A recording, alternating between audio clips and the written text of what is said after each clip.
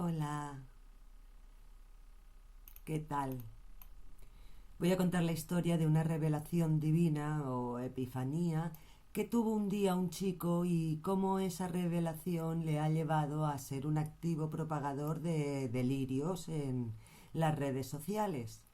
Es un poquito largo porque se incluye una transcripción de un vídeo que dura unos 35 minutos y que se encuentra tras la bibliografía que estará puesta en la descripción del vídeo. Me ha parecido un vídeo interesante porque viene a referir lo que ha intentado dejar, lo que he intentado dejar en mis escritos, que es que las epifanías, verdades divinas reveladas es igual a delirios.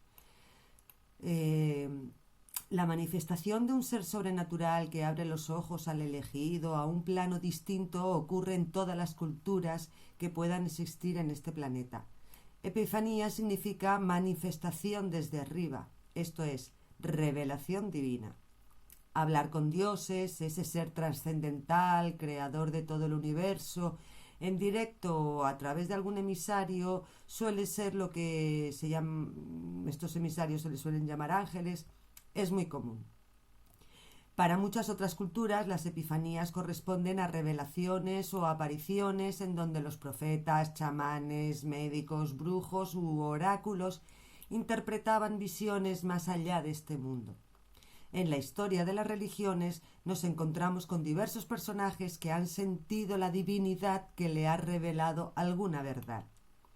El tema es que esto que se llama revelación divina, epifanía o los diferentes nombres que quieran dar a una conversación con alguien trascendental que no hay evidencia que exista, pero que sí se percibe a través de algún sentido sensorial, ha llevado a consentir que algunas personas tengan el estatus de infalibilidad, con la excusa de la ayuda divina por la cual, como el Papa, actúa como maestro supremo de la Iglesia y es preservado de todo error en materia de fe o moral. La función de esta ayuda es meramente negativa. No necesita llevar consigo ningún don positivo de luz a la mente. Toda una explicación que se han montado para explicar la más absoluta nada. Por ejemplo, en el mundo de las religiones abrahámicas, las revelaciones, epifanías, pues tienen curiosos orígenes. Aquí nos encontramos con las más bellas, imposibles revelaciones. La literatura y el arte desplegados en torno a las revelaciones abrahámicas han llegado a unos extremos tanto de belleza como de abrupto delirio superlativos. La simbología que se despliega en estos significados metafóricos es muy exuberante. El arte no ha estado libre de las manifestaciones religiosas. Por ejemplo, la época barroca es una gran publicidad del arte sacro cristiano. Pero en fin, ese es otro tema. En el billete de $1 vamos a centrarnos en la revelación divina en concreto a la que me atañe la transcripción que he hecho y que está como indicado en la bibliografía que pongo en la descripción del vídeo. En el reverso del billete de $1 nos encontramos con lo que llaman el símbolo del ojo en la pirámide y en el gran sello de los Estados Unidos, asociado actualmente con todo tipo de conspiraciones. El chico que es el protagonista de la entrevista, charla, delirio suelto, no es el único que ha tenido revelaciones viendo el billete de $1. Muchas personas en redes sociales presumen que el billete de $1 les ha revelado una verdad oculta que tienen que difundir al resto de la población. Desde ese día se pusieron a anunciar a los cuatro vientos de quien les pague el viaje, la estancia y la comida, la verdad oculta en los billetes de $1. A algunos les ha salido bien y han hecho de esto todo un estilo de vida. Que la faceta de emprendedores no está reñida con el asunto de ir soltando delirios como grandes verdades reveladas, Bueno, un poco de contexto histórico. No hay duda de la base social del lenguaje. Es innegable que el lenguaje humano es un proceso superior del cerebro humano, fruto de la evolución del aparato fonador y el córtex cerebral, que junto con el pulgar oponible y la posición erguida son las características evolutivas, entre otras muchas, que nos han traído hasta aquí. Que todo esto junto hizo posible que hace unos 600.000 años más o menos, de una forma u otra, se controlara el fuego, por ejemplo. La simbología humana se inició para que la memoria se aliviara. Se fueron poniendo marcas en determinados elementos, como pieles, cerámicas y demás enseres que han convivido con el humano desde el control del fuego. La representación sensorial de una idea que guarda un vínculo convencional y arbitrario con un objeto es un símbolo. Desde entonces no hemos dejado de aprender sobre nosotros mismos. Con el transcurrir de los siglos se hizo evidente que se olvidaban cosas. Algo muy humano. Algunas serían sin importancia, otras serían más graves. Darse cuenta de la falibilidad de la memoria humana supuso un adelanto evolutivo, social y cultural. A alguien se le ocurrió: ¿y si dejamos esta marca aquí que significa tal cosa? Y así no se nos olvida porque lo veremos ahí. Y saltó el eureka. Pues sí, y así fue. Como los distintos pobladores en diversas zonas geográficas fueron dejando marcas tribales, añadiendo contenido a las marcas y añadiendo más marcas. A otro alguien se le ocurriría: ¿y si juntamos una marca con esta otra y que signifique tal cosa? Y así seguirían añadiendo marcas hasta el infinito. Pero eso no es económico. El humano siempre pensando en ahorrar tiempo y energía. Y eso no es de ahora. No se sabe exactamente cómo se inició la lectoescritura y la iconografía en el horizonte visual humano, pero el caso es que emergió la lectoescritura en muchos sitios dispersos del planeta y casi a la vez. Estas marcas tenían un sonido, una fonética, una semántica, un significado, una sintaxis, una jerarquía y orden funcional y un pragmatismo. Esto sirve para esto. Y con el paso del tiempo, a estas marcas las catalogaron como signos con dos componentes, una cara y una cruz del mismo concepto. Las señales físicas, lo que se puede ver, oír, oler, gustar, palpar de los signos, y los significados que tienen los signos, que se desarrolla dentro de lo que se ha llamado pensamiento humano. No se percibe por los sentidos, se va generando en el devenir de los procesos psicológicos que realiza el cerebro humano, el mecanismo biológico subyacente que hay detrás. El ir dejando signos y símbolos en los documentos, sean estos tablillas de arcilla, cuerdas, troncos de bambú, papiros, pergaminos de papel y demás soportes, es una constante humana desde la lectoescritura que se inició supuestamente hace unos 10.000 años. Distintas formas de dejar notas anotadas fueron surgiendo. El sedentarismo es lo que tiene, que requiere de una organización y del saber qué tenemos. Por otro lado, nos encontramos en diversas cavernas y cuevas con registros simples, apenas líneas en zigzag, puntos, triángulos inacabados, cruces torcidas o lo que a simple vista podrían ser figuras geométricas a lo largo de Europa que datan desde entre 10.000 y 40.000 años, dejando constancia del signo como significado, simbólico, subjetivo, consensuado y significante, objetivo, percibido por los sentidos, en este caso la vista y el tacto. La emergencia de las civilizaciones dejó claro que había que apuntarse las cosas que si no se nos olvidan. Hacerse comprender por escrito, inventando ciertos signos que representaban letras o palabras o ideas, fue un avance superlativo en asuntos de gravedad. El trigo, el ganado, establecer normas, etc., fueron escribiéndose según la geocultura del momento. Como los humanos somos así de brutos, pues de la arcilla, es decir, hacer unos signos en unas piezas de arcilla, dejarla secar y luego hornearla a modo de cazuelas de barro, hubieron civilizaciones que dijeron: nosotros lo escribimos en piedra, y toma ya, y ala. Ahí estaban los pedreros eligiendo la piedra, cortándola, y los talladores marcando los signos que otros habían indicado. Así, por ejemplo, tenemos el código Hammurabi del rey de Babilonia, que para hacerlo eterno fue tallado sobre una columna de roca de 2,44 metros de altura. Y cuenta la leyenda que el dios de la justicia es quien entrega las leyes al rey Hammurabi de Babilonia, algo así como del 1790 al 1750 antes de nuestra era. Tenemos claro que hace unos 5.000 años se realizaron pictogramas para ir señalizando los diversos contextos sociales de la época y la civilización. En el siglo II antes de nuestra era, el papel se inventa en China. En otros lugares del planeta se usaban papiros y otras fibras vegetales con unos procesos muy lentos de fabricación, por lo que eran muy preciados.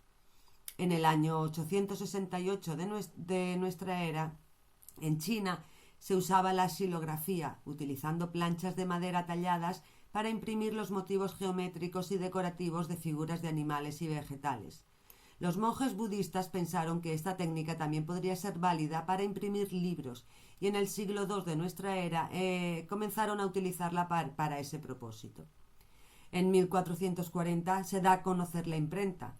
Gutenberg aún usó pergamino como materia prima fabricada a partir de piel de reses limpias, seca, adobada y estirada.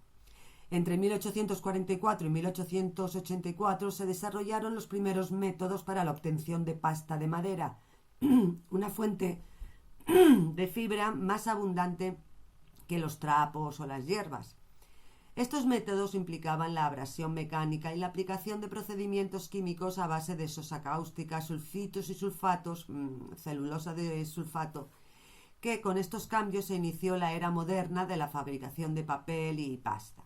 Y así se llegó a que gran parte de la población pudiera llegar a la lectoescritura, la información, la comunicación, etc., de una manera muchísimo más amplia, eficiente y eficaz. La historia del papel como materia prima para la impresión de libros y documentos es apasionante y quedará para otro día. Los símbolos y signos son los contenidos de los escritos, y porque las formas de comunicación han evolucionado desde simples marcas sencillas, a veces claramente geométricas, a otra con elaboraciones más artísticas, pero legibles por quienes la conocían, que, ojo, no eran muchos. El salto al ideograma se produciría paulatinamente, un modo de escritura donde un signo o un grupo de ellos son capaces de realizar la representación de una idea abstracta en el cerebro humano receptor.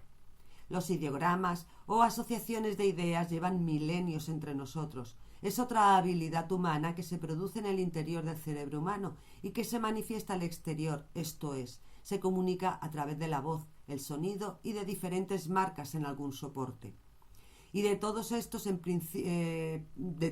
principios rudimentarios se pasó a la elaboración de oraciones y discurso, considerando el máximo exponente del lenguaje humano. Todas estas manifestaciones verbales se fueron dejando por escrito por considerarlas muy importantes. Por economía, se buscaron las formas para que el manejo de la información escrita fuera eficiente y eficaz. Un simple sello en hace 1500 años servía para indicar que alguien muy importante había escrito esto y debía ser leído a todos los que tuvieran al alcance. De hecho, el cristianismo está lleno de epístolas de aquellos remotos inicios de esa religión, como por ejemplo, y las demás religiones han hecho lo mismo porque vieron el potencial de la lectoescritura, su poder, y esto se tenía que controlar. Solo los elegidos accedían a la lectoescritura. El caso es que ahora tenemos acceso a la lectoescritura legislado y más o menos controlado. Los niños en la mayoría de países del planeta tienen que ir al cole por ley. Excepciones como niños enfermos, en cuestiones de conflictos bélicos y demás asuntos graves son los que frenan que un niño acceda al colegio y aprenda a leer y a escribir.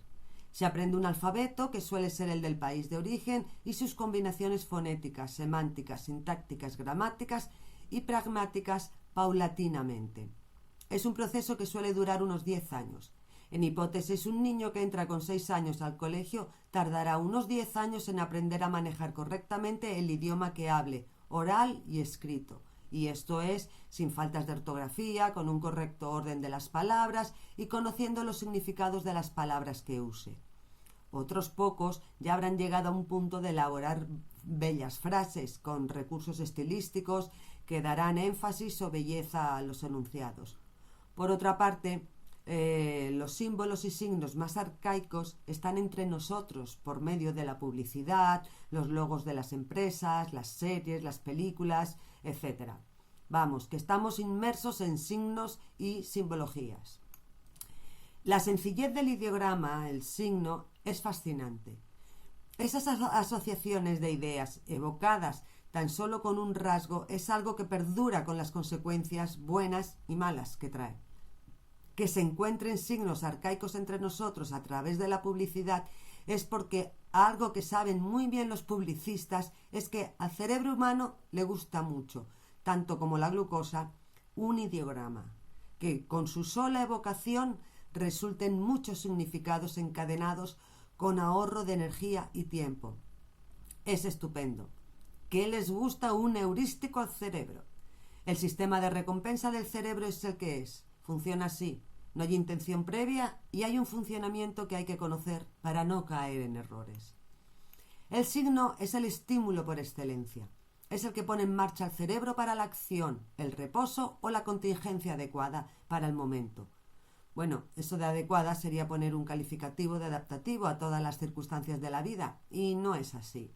Los signos también pueden dar lugar a conductas desadaptativas y con consecuencias graves.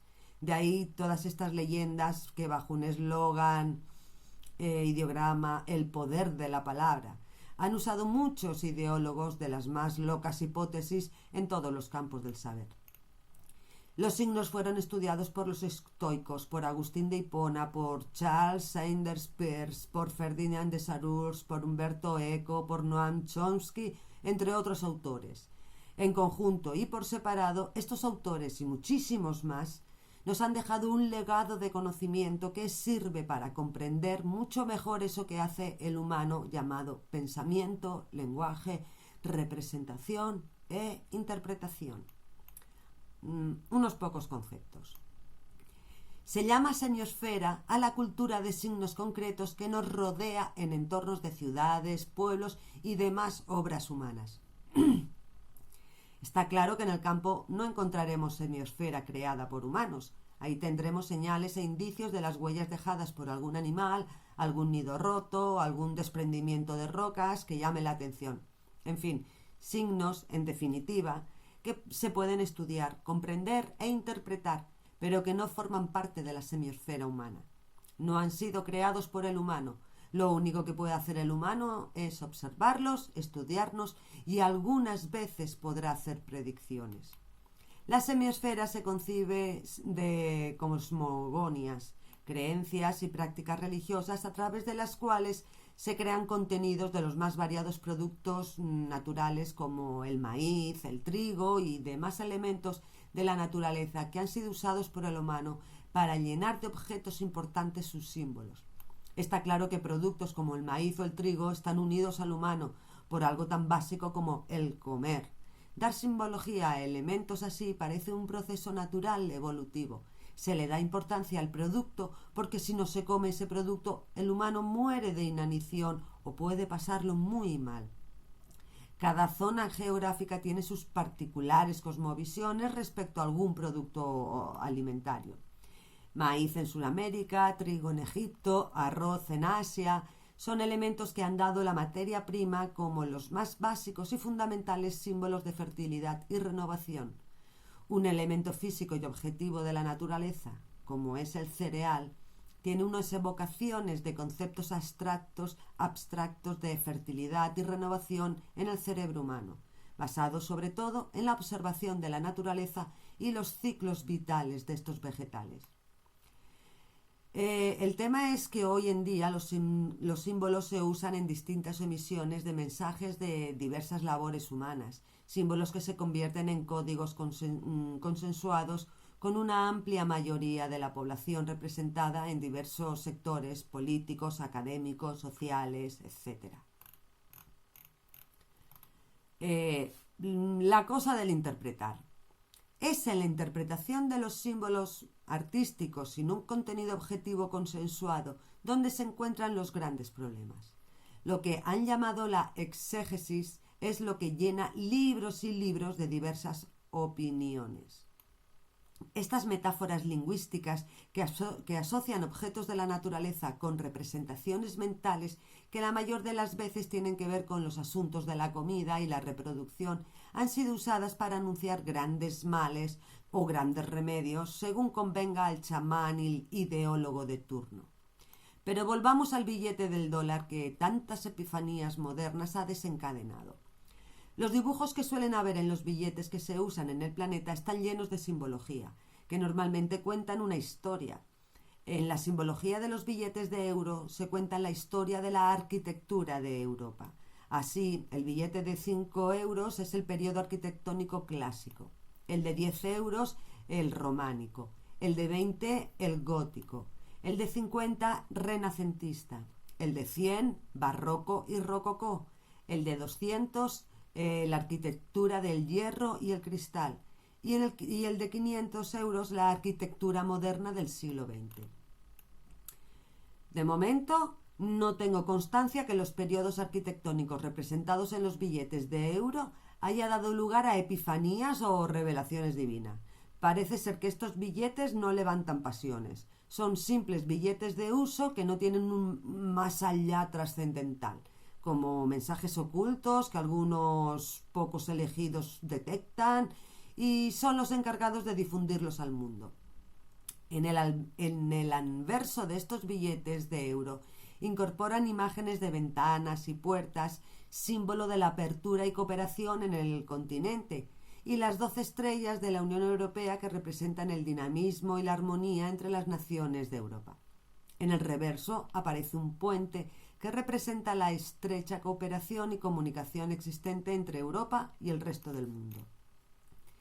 Parece ser que este tipo de simbologías no despiertan delirios. Sin embargo, el billete de $1 está en cualquier conspiración que se precie. Pongo nuevo orden mundial, porque es lo que dice el billete de $1 en el navegador de Google y me salen más de 84 millones de entradas. Se nos ha llenado el patio de seres humanos que tienen una verdad de ese nuevo orden mundial. Básicamente es que unos malos van a hacer algo a los humanos. No se sabe exactamente qué, pues las hipótesis son variopintas. Van desde los átomos hasta los extraterrestres. El espectro es tan grande que cabe todo tipo de delirio. En este caso, en esta epifanía concreta del chico del que he transcrito la entrevista, su sueño es hacer despertar a la humanidad con su verdad, que el billete de $1 se lo ha dicho, y que estamos los humanos muy equivocados. Para eso elabora elocuentes verborreas que a veces no tienen ni sujeto ni predicado, que por eso lo he transcrito, para que se lea lo que dice cuando las frases no tienen ni sujeto ni predicado. Entonces, ¿qué pasa? Exacto, que no son frases, por eso son delirios verborreicos. Y a mí lo que me chirría muchísimo es que se dé púlpito en los medios de comunicación a autoconsiderados investigadores independientes que han encontrado la verdad revelada en un billete de $1, entre otros delirantes desinformadores, y siguen investigando sobre la verdad revelada sin que nadie les haga casito.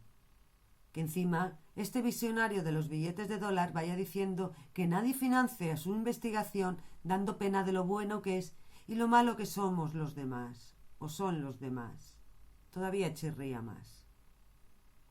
Seguiremos informando.